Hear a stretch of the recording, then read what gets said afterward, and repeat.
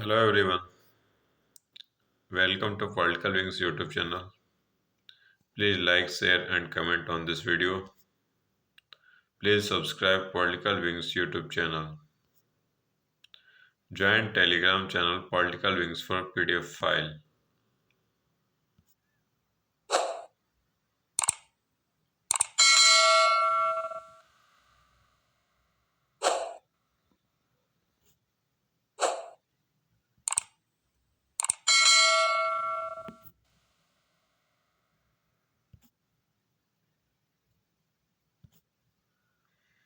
दोस्तों आज आपको MA second semester political science से टॉपिक क्या पढ़ाया जाएगा उसका आज का जो पेपर नेम है दोस्तों कंटेम्पररी पॉलिटिकल थ्योरी, उससे यानी कि समकालीन राजनीतिक सिद्धांत इससे लिया गया है। और जो चैप्टर है दोस्तों वो है फेमिनिज्म यानी कि नारीवाद, उससे आपको आज का टॉपिक पढ़ाया जाएगा। जो आज का टॉपिक है दोस्तों वो है प्रमुख नारीवादी सिद्धांत यानी कि मेन प्रिंसिपल ऑफ फेमिनिज्म। इसके बारे में आज आपको बताया जाएगा। मैं हूं दोस्तों गौरव कुमार, मैं आपको इसके बारे में बताऊंगा।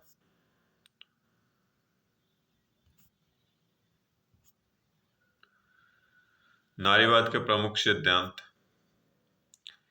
फर्स्ट है दोस्तों उत्तरदायित्व बोध का सिद्धांत, यानी कि इसमें क्या कहा गया है, किसी भी नारीवादी समूह के सदस्यों के लिए एक दूसरे के प्रति एवं नारीवाद के उद्देश्य के प्रति समर्पित भाव रखना, व्यवहार करना उत्तरदायित्व बोध है।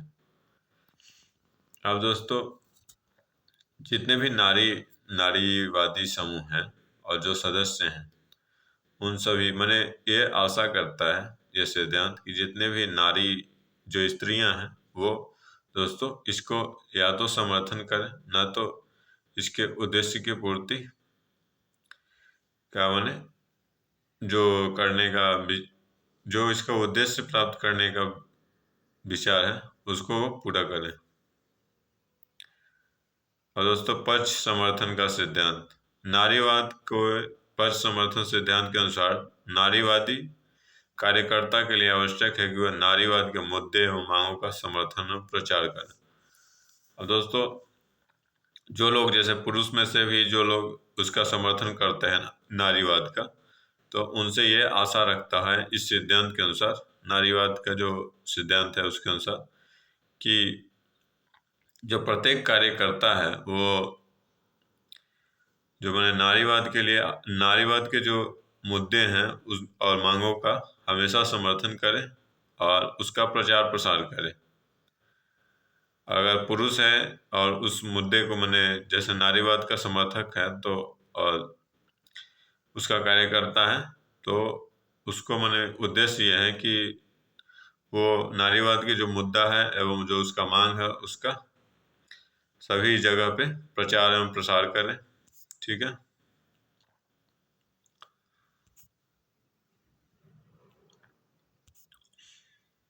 नारीवाद के प्रमुख सिद्धांत और क्या हैं दोस्तों। चुनौती एवं संघर्ष का सिद्धांत, यानी कि नारीवाद के संदर्भ में चुनौती एवं संघर्ष के सिद्धांत का अर्थ है कि नारीवाद के विकास में संघर्ष असंभावित है तथा नारीवादी कार्यकर्ता के लिए सतत संघर्ष की चुनौती को स्वीकार करनी आवश्यक है। अब ये दोस्तों ये बोला जाता है यहाँ पे इस सिद्धांत में चुनौती एवं संघर्ष का सिद्धांत, यानी कि जो सिद्धांत है इसमें यह कहा गया है कि अगर नारीवाद के विषय में बात किया जाएगा तो जो पितृसत्तात्मक शासन व्यवस्था है वहाँ पे दोस्तों इसके विरुद्ध में आवाज उठेगी, नारीवाद को दबाने की कोशिश किया जाएगा। तो जो नारीवादी के कार्यकर्ता हैं वो उन्हें पितृसत्तात्मक समाज के सामने खड़ा होना है और विरोध करना है उनका, और जो नारीवाद की जो मांग है उसको पूर्ति करने के लिए उसका विरोध करेंगे, प्रदर्शन करेंगे और माने इंटेलेक्चुअल तौर पे भी उसको माने हमेशा सभी मंच पे प्रदर्शित करेंगे, ताकि माने जो लोग हैं धीरे धीरे सुनते सुनते फिर नारीवाद के विषय में सोचने लगेंगे और उनके बारे में बात करने लगेंगे। तो यानी कि वो आराम से नहीं मिलने वाला। या नारीवाद को जो जो अधिकार है वो आराम से नहीं मिलेगा। ये नारीवाद जो सिद्धांत है ये खुद अपने कार्यकर्ता को बताता है कि आपको इसके लिए संघर्ष करना पड़ेगा। ठीक है दोस्तों, ये इसीलिए ये चुनौती एवं संघर्ष का सिद्धांत इसमें बताया गया है। फिर चुनाव का सिद्धांत। अब इस सिद्धांत के से तात्पर्य ऐसा है कि निर्णय जो कि महिलाओं के द्वारा लिया जाता है उसका समर्थन करना एवं उसके निर्णय को सम्मान देना। वह निर्णय व्यक्तिगत या सामाजिक हो सकता है।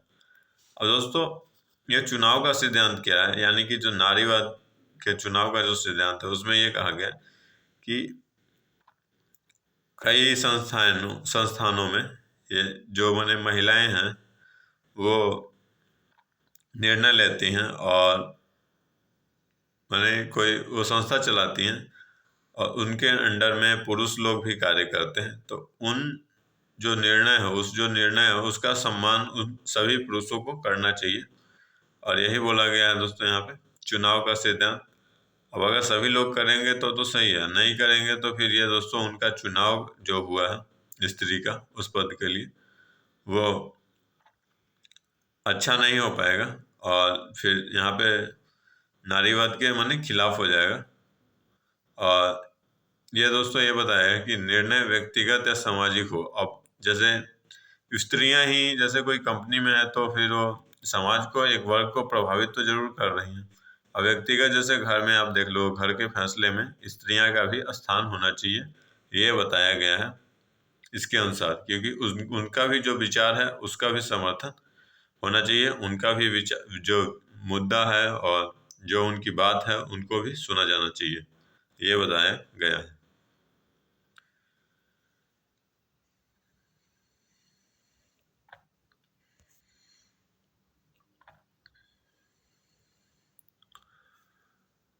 और नारीवाद के प्रमुख सिद्धांत क्या हैं? और दोस्तों इसके आगे मंत्रणा का सिद्धांत यानी कि दोस्तों मैंने उससे राय लेना, जो स्त्रियां हैं उनसे भी राय ली जाएगी। दोस्तों इसमें क्या कहेंगे, दूसरी महिलाओं से निरंतर संपर्क एवं वार्ता एवं सहयोग स्थापित करना। और जो नारीवादी कार्यकर्ता हैं इनका मुख्य लक्ष्य ये होना चाहिए, ये होता है जिस इस सिद्धांत में ये बताया गया है कि जो महिलाएं हैं ज़्यादा से ज़्यादा अपने देश में या अपने समाज में या विदेश के भी महिलाओं से ज़्यादा संपर्क स्थापित करेंगे ताकि एक दूसरे के माने सूचनाओं का आदान प्रदान करेंगे। और इससे क्या होगा, इससे माने दोनों के बीच माने बॉन्डिंग बढ़ेगी, उसका कल्चर दूसरे के पास जाएगा और उनकी समस्याएं दूसरे लोग सुनेंगे, जो महिलाएं हैं आपस में शेयर करेंगी। फिर अगर वो मंच बनाती हैं तो फिर वहाँ पे से समर्थन करेंगे वो लोग विदेश में भी रह के। ठीक है दोस्तों, आर्थिक हो सकता है, सामाजिक हो सकता है या राजनीतिक हो सकता है, ये कुछ भी हो सकता है। ठीक है दोस्तों, तो इसलिए ये बोलती हैं कि जो महिलाएं हैं उन्हें ज़्यादा से ज़्यादा एक दूसरे से संपर्क साधना चाहिए। अब चाहे वो देश के अंदर की महिलाएं हों या देश के बाहर की महिलाएं हों, सभी को एक साथ एक मंच के रूप में, और जो मुद्दा है अगर वहाँ का किसी महिलाएं का, तो उस मुद्दा को भरपूर तौर पे उठाना चाहिए। और दोस्तों लिंडा रोज ये हैं, इन्होंने क्या बोला है कि महिलाओं को इंटरनेट अथवा सम्मेलन के माध्यम से एक दूसरे के साथ जुड़े रहने को बोला है। इन्होंने ये बोला कि लिंडा रोज एक माने दोस्तों समाजशास्त्री हैं, ये क्या बोलते हैं कि जो महिलाएं हैं उनको इंटरनेट यानी कि आप सोशल मीडिया के माध्यम से या वेबसाइट या कुछ भी पत्र पत्रिकाएं के माध्यम से आप विश्व के प्रत्येक महिलाओं से माने हर कोने में महिलाओं से आपको मिलना चाहिए, उनसे लगाव होना चाहिए, आपको उनसे बातचीत करनी चाहिए। और फिर दोस्तों या तो जो महिलाएं का सम्मेलन होता है उसके माध्यम से आप एक दूसरे से जुड़ सकते हो। तो ये बोला, इन्होंने बोला कि ये काफ़ी ज़रूरी है, तभी नारीवाद का माने विकास होगा और सभी लोग उसके नारियों के जो मुद्दा है उसको ध्यान देंगे और उस पर कार्य होगा। नेक्स्ट है दोस्तों विभिन्नता का सिद्धांत, यानी कि दोस्तों एक महिला की व्यक्तिगत एवं सामाजिक विषमताओं को स्वीकार करना। अब दोस्तों इसमें क्या होता है, जैसे एक महिला के अगर उसकी शारीरिक बनावट, मानसिक बनावट या उसकी दोस्तों इमोशनल जो फीलिंग होती है, उन सारे चीज़ों को जो समाज के लोग हैं सभी को समझना चाहिए। ये इस सिद्धांत के माध्यम से बताया जाता है। ठीक है,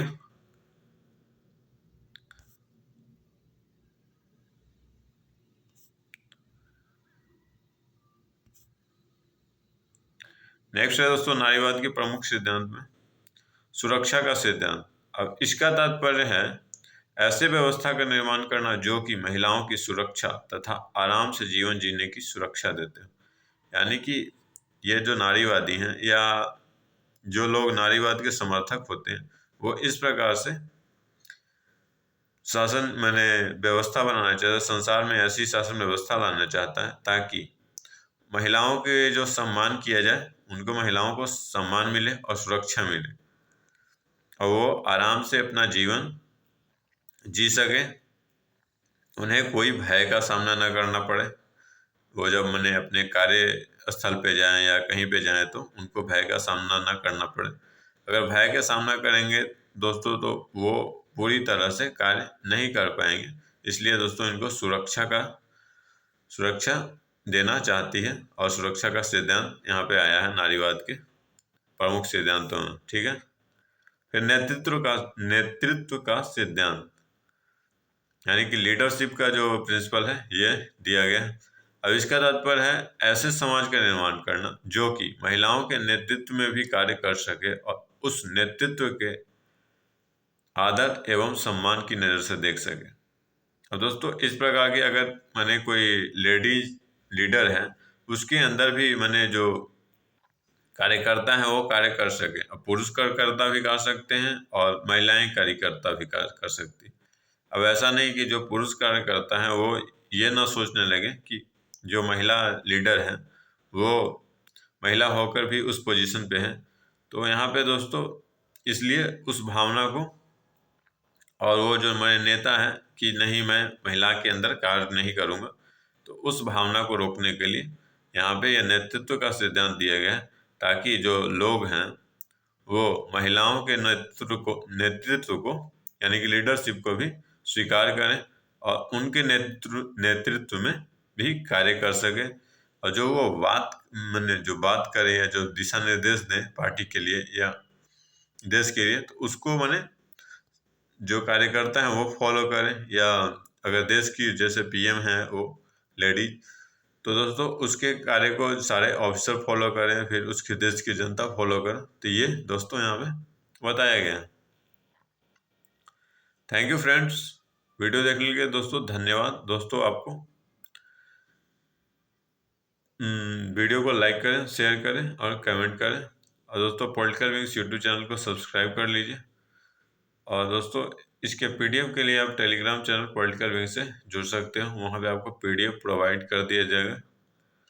और दोस्तों इसके अलावा और अन्य भी आप पीडीएफ फाइल जो दोस्तों प्लेलिस्ट होता है वहाँ पे जाके आप देख सकते हो वीडियो को। थैंक यू दोस्तों, वीडियो देखने के लिए धन्यवाद।